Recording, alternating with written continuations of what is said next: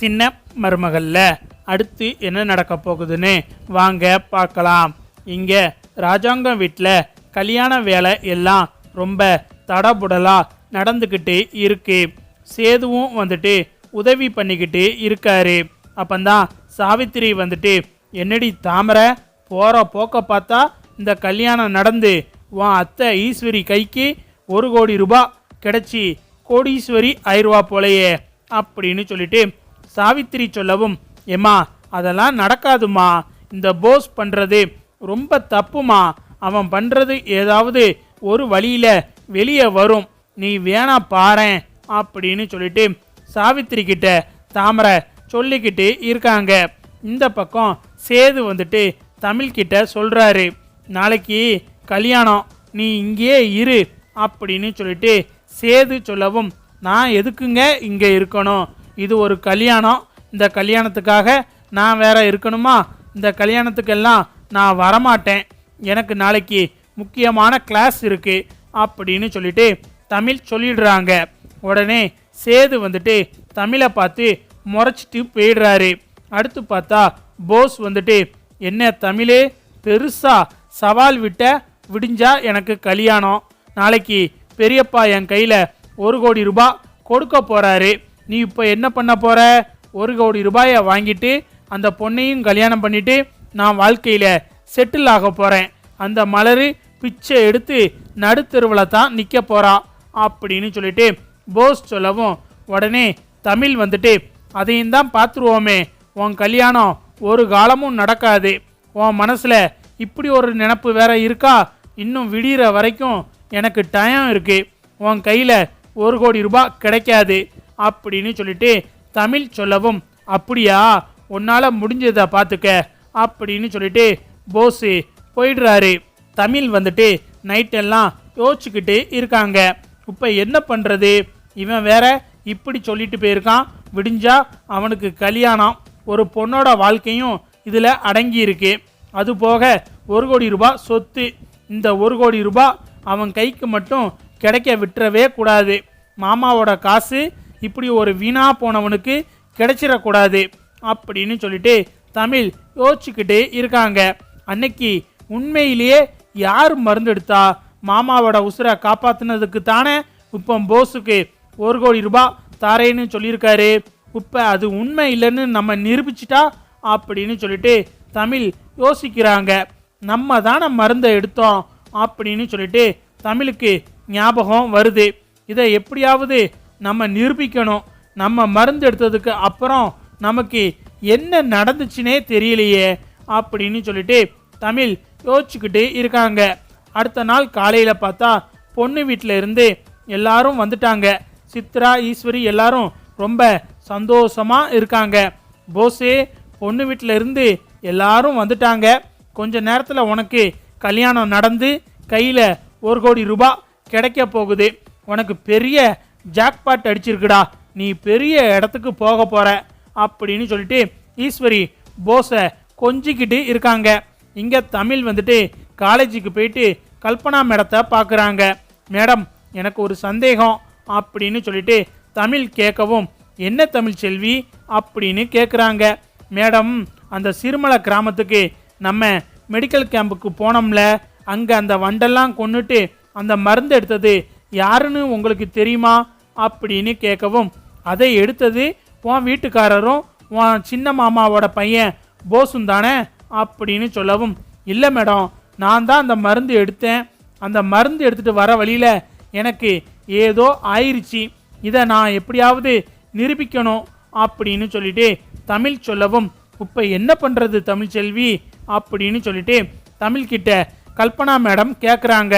உடனே தமிழ் வந்துட்டு, அந்த காட்டில் ஏதாவது சிசிடிவி கேமரா ஃபுட்டேஜ் இருக்குமா அப்படின்னு கேட்கவும், இரு தமிழே, ஃபோன் பண்ணி கேட்போம் அப்படின்னு சொல்லிட்டு சிறுமலையில் இருக்கிற ஃபாரஸ்ட் ஆஃபீஸுக்கு தமிழோட காலேஜ் மேடம் கல்பனா ஃபோன் பண்ணுறாங்க. ஃபோன் பண்ணி, இந்த மாதிரி சார், நாங்கள் சிறுமலை கிராமத்துக்கு மெடிக்கல் கேம்புக்கு வந்தோம், அப்போ எங்கள் ஸ்டூடெண்ட்ஸை நிறைய பேரை வந்துட்டு வண்டு கொட்டிருச்சு, எங்கள் கூட வந்தவங்க தான் அந்த காட்டுக்குள்ளே போயிட்டு அந்த மருந்து எடுத்துகிட்டு வந்தாங்க, அதுக்கான வீடியோ எதுவும் இருக்கா சார், நாங்கள் அவங்களுக்கு அவார்டு கொடுக்க போகிறோம், அதுக்காகத்தான் அப்படின்னு சொல்லவும், இருக்கு மேடம் அப்படின்னு சொல்லிட்டு அவங்க வந்து சிசிடிவி கேமராவை செக் பண்ணி பார்க்குறாங்க.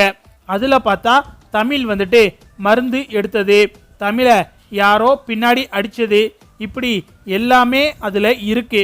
உடனே அவங்க மேடம் இருக்கு, எங்ககிட்ட வீடியோ இருக்கு, நாங்கள் உங்களுக்கு அனுப்புகிறோம், ஆனால் அதில் பார்த்தா அந்த பொண்ணை யாரோ ஒருத்தன் அடிக்கிறாப்புல, அது என்னன்னு தெரியல, கொஞ்சம் பாருங்க அப்படின்னு சொல்கிறாங்க.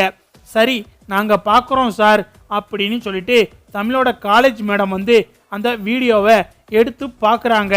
அதில் பார்த்தா சேது வந்துட்டு மருந்து எடுத்ததும் தமிழ் மருந்தை எடுத்ததும் பதிவாயிருக்கு.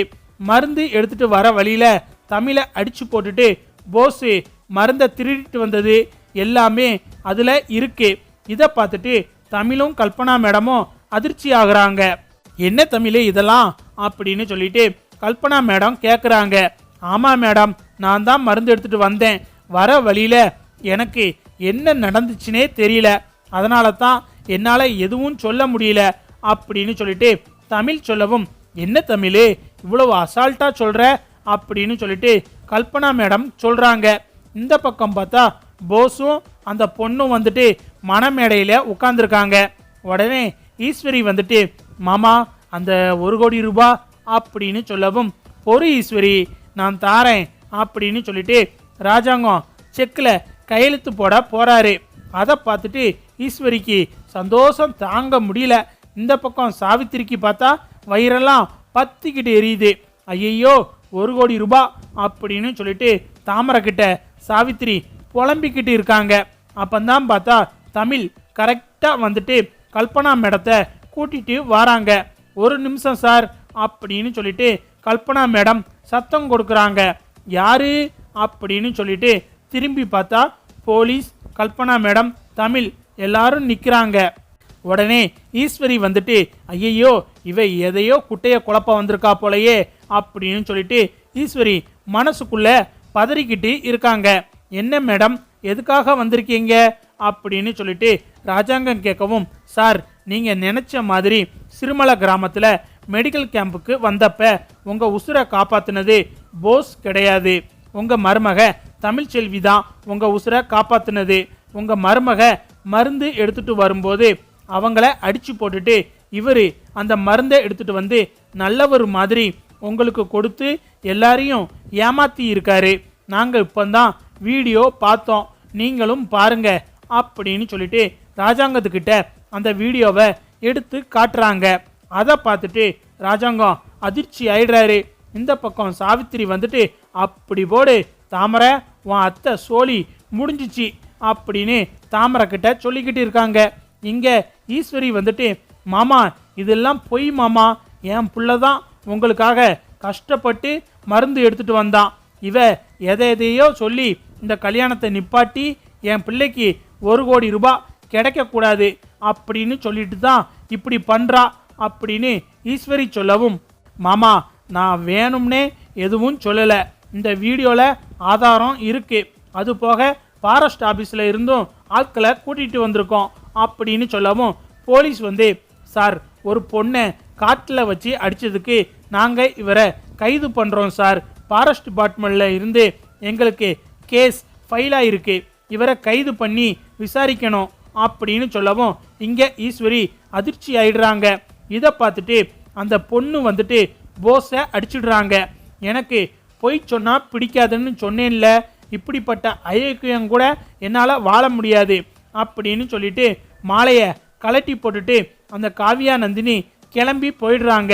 இங்கே போஸை பார்த்தா அப்படியே அதிர்ச்சியாகி நிற்கிறாரு. ராஜாங்கம் வந்துட்டு என்ன பண்ணுறதுன்னு தெரியாமல் அப்படியே குழம்பி போய் இருக்காரு. போஸை பார்த்தா கைது பண்ணி கூட்டிகிட்டு போகிறாங்க. உடனே ஈஸ்வரி வந்துட்டு மாமா கொஞ்சம் சொல்லுங்க மாமா அப்படின்னு சொல்லிட்டு ஈஸ்வரி பதறாங்க. ராஜாங்கத்தை பார்த்தா எதுவுமே சொல்லாமல் அமைதியாக நிற்கிறாரு. உடனே அப்பத்தா வந்துட்டு என்னைக்கு தான் இவனுக்கெல்லாம் நல்ல புத்தி வரப்போகுதோ அப்படின்னு சொல்லிட்டு வருத்தப்படுறாங்க. அப்பந்தான் சன்னாசி வந்துட்டு ஏய் ஈஸ்வரி, உன் பிள்ளைய பற்றி எல்லாம் தெரிஞ்சும் நீ இந்த கல்யாணத்தை ஏற்பாடு பண்ணியிருக்க அப்படி தானே அப்படின்னு சொல்லிட்டு சன்னாசி கோவமாக கேட்குறாரு. ஐயோ இல்லைங்க, எனக்கும் இப்போந்தான் இந்த விஷயம் தெரியும் அப்படின்னு சொல்லிட்டு ஈஸ்வரி சன்னாசி கிட்ட பொய் சொல்லிக்கிட்டு இருக்காங்க.